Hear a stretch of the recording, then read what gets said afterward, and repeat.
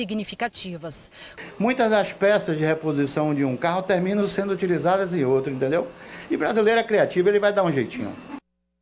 E ainda sobre o fechamento da Ford, eu converso agora com o superintendente da Federação das Indústrias do Estado da Bahia, Vladson Menezes. Bom dia, senhor Vladson, tudo bem? Bem-vindo aqui ao programa. Como vai? Me ouve perfeitamente? Bom dia. Bom dia, escuto perfeitamente, Casimiro. Muito obrigado aí também pelo convite e bom dia a todos. Esse fechamento da Ford, eu falei até ontem, caiu com uma bomba, né? Aqui no Brasil, sim, mas principalmente para a Bahia.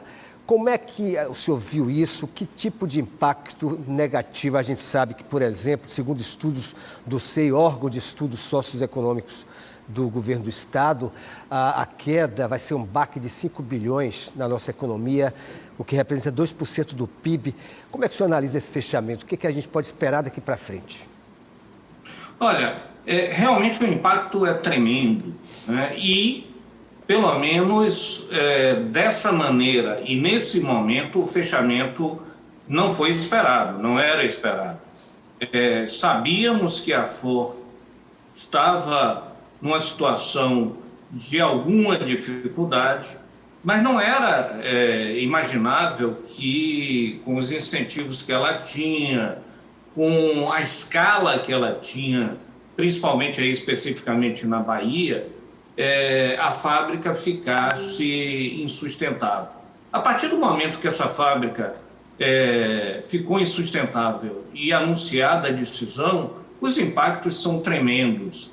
Os números já foram citados aí, Casimiro, mas você precisa chegar para a realidade e entender o seguinte: nós vamos perder uma quantidade significativa de empregos. Vamos lá, na fábrica da Ford e nos seus sistemistas, a gente pode falar aí algo em torno de 6 mil, um pouco mais do que isso em termos de empregos. Mas não é só isso. Eu tenho gente que fornece para a Ford fora da Ford. Eu tenho fábricas de pneus que estão em Feira de Santana. Eu tenho uma indústria petroquímica que não depende tanto assim, mas também fornece para a Ford e vai ser afetada. Eu tenho as atividades portuárias, serviços de logística. Ou seja, muita gente vai ser afetada, o que pode gerar um desemprego maior do que esse número que eu lhe falei. Outra coisa, diga. Se fala até em 12 mil desempregados, né? Pois é, esse número a gente não... Né? Isso. Esse número ele vai depender muito da reação de cada um. Isso é uma estimativa, obviamente. A gente precisa saber, porque algumas empresas podem ter um potencial de ajustar a produção.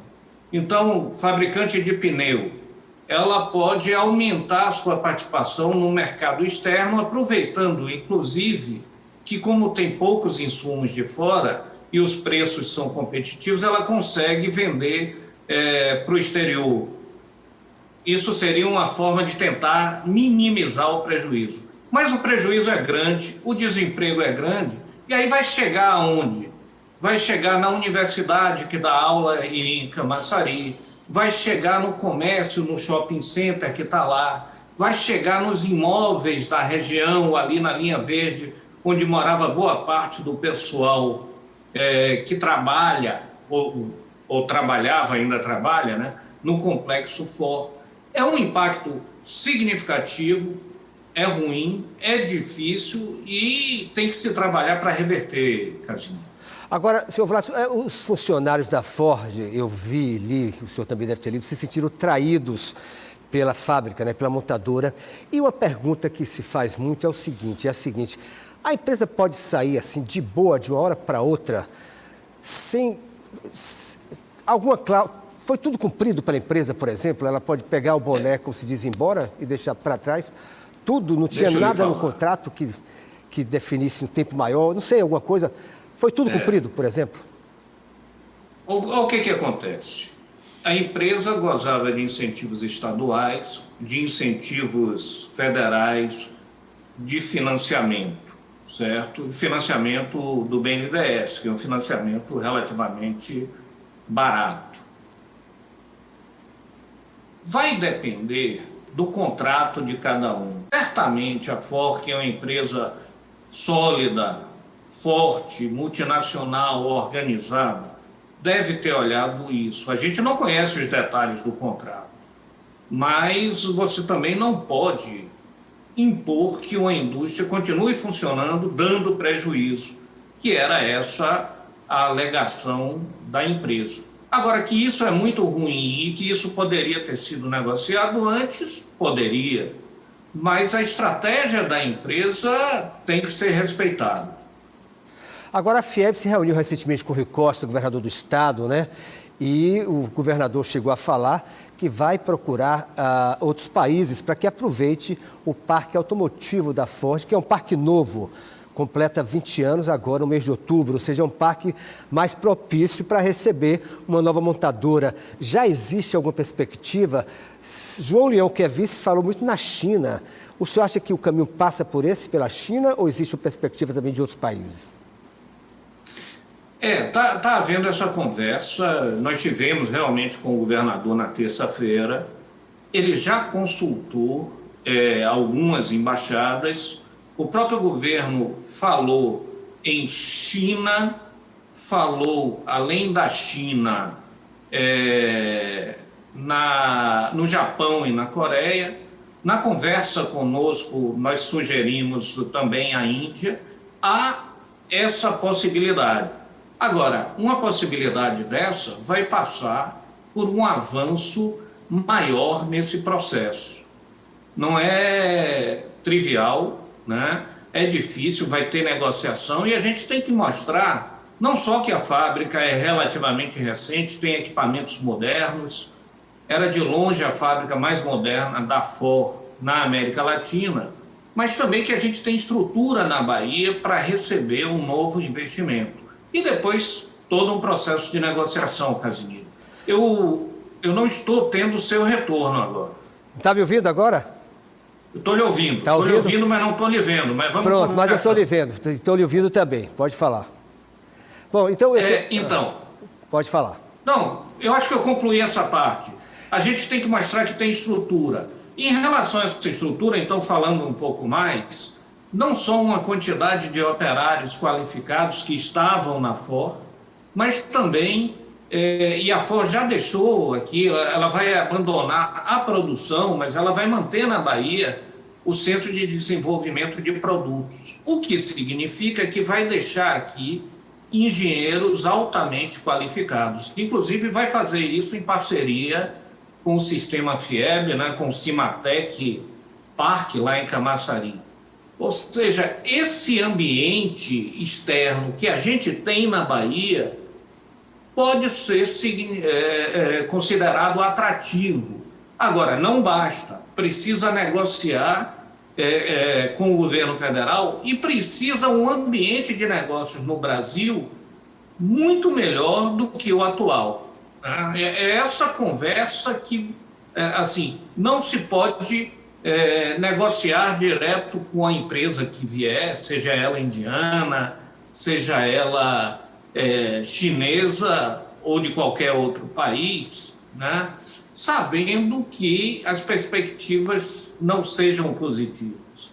Então é preciso trabalhar no ambiente de negócios, ou seja, melhorar infraestrutura, melhorar a questão tributária. A gente tem muito burocracia, e tributos que não privilegiam a eficiência da produção, né? E manter o controle das contas públicas nesse quadro, que, em nosso entender, isso é importante, Casimiro. Uma das coisas que a Ford falou foi a desvalorização da moeda. Com o dólar alto, ao contrário do que muita gente pensa que seria bom para exportar, o problema é que é bom para exportar, mas é ruim para importar. E vários insumos eram importados. Então, como o Brasil, né, tem problema ainda de credibilidade na política econômica, quando veio a pandemia, o dólar foi lá para cima. E hoje está substancialmente maior do que era um ano atrás, por exemplo. E aí fica difícil produzir. Então, se a gente não trabalhar no ambiente institucional, no ambiente de negócios mais amplo, vai ficar difícil o quadro.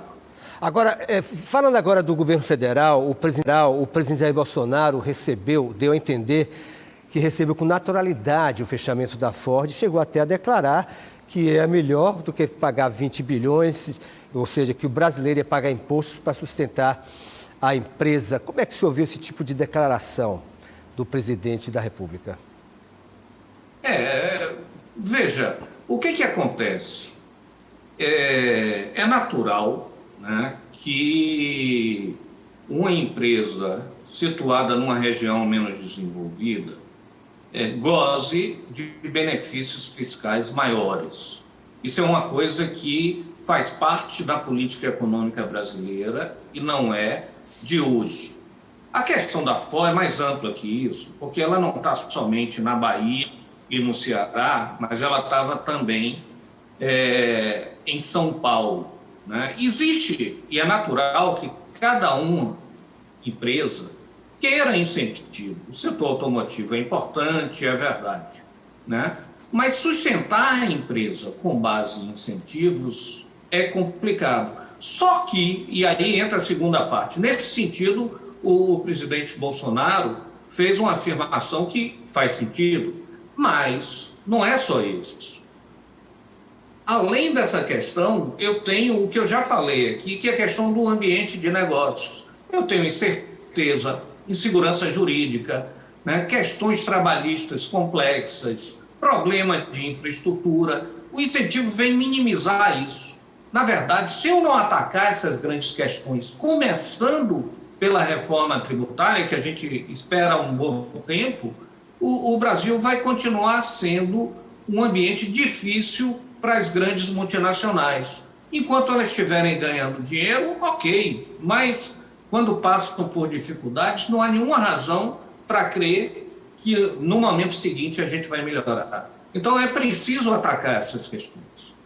Diante desse quadro, inclusive, lembrando que a Mercedes também pulou fora e outras empresas podem vir a fazer o mesmo, não é isso?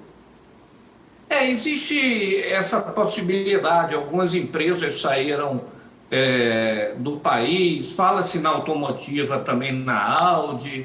Eu estou com programas de demissão voluntária, por exemplo, na Volkswagen e outras empresas do setor automotivo, mas, por outro lado, eu tenho investimentos anunciados pela GM, eu tenho o complexo da Fiat lá em Pernambuco, que aparentemente estão bem. Na verdade, isso aí, uma saída de uma empresa dessa, tem várias questões.